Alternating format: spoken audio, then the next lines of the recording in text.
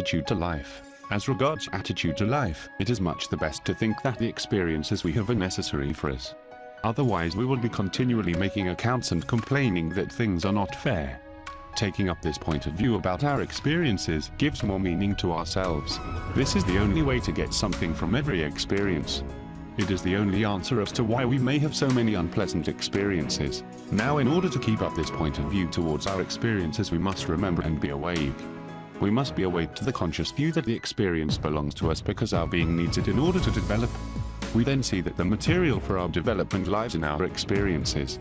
But without this consciously taken view, we cannot see this, because we are asleep. We think that these experiences should not come to us and that they have no possible meaning for us. But they're exactly the material that we have to work on. It is by means of these experiences that we develop at the expense of our imagination. The imaginary person has to go. But people do not understand this. Everywhere you see people not understanding what they have to do in this respect. Everywhere you see two imaginary people living together, each in their own world and making nothing of their experiences. Of course, this view alters the standpoint towards life very much, and makes one's daydreams of secondary importance. The business of living is not according to either one's desires or one's daydreams, or what one expects to get from life. To take life experiences as material for work on oneself is a reversal of the usual way of taking them. Once you pity yourself, or identifying some other way, this reversal is again reversed and one is back in the ordinary way of taking life. You are no longer doing the work. Now in all this, it is your weak spot that is, where you are most vulnerable, that prevents you from using these experiences instead of letting them use you. Of course, if you never observe yourself, you will never be able to see your weak spot. There may be more than one. These weak spots have to be strengthened and can only be strengthened by means of the work. You have to face some experiences. I mean, that you cannot avoid all experiences that are unpleasant, because if you have the money and opportunity to do so, there will be no development.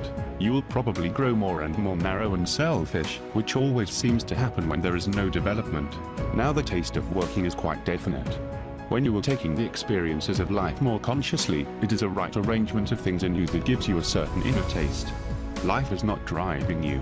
But when you identify, and therefore fall asleep, this inner taste vanishes, and in place of it you have what I have called before the taste of life, which by comparison is very tasteless. The taste of life is always the same, whatever your particular forms of excitement are. I should say that after a time you should be able to see this for yourself. Now, whenever you work, you bring about a reversal of some kind. You have the taste of working. If you do not bring about any reversal, it is not work. It tastes different.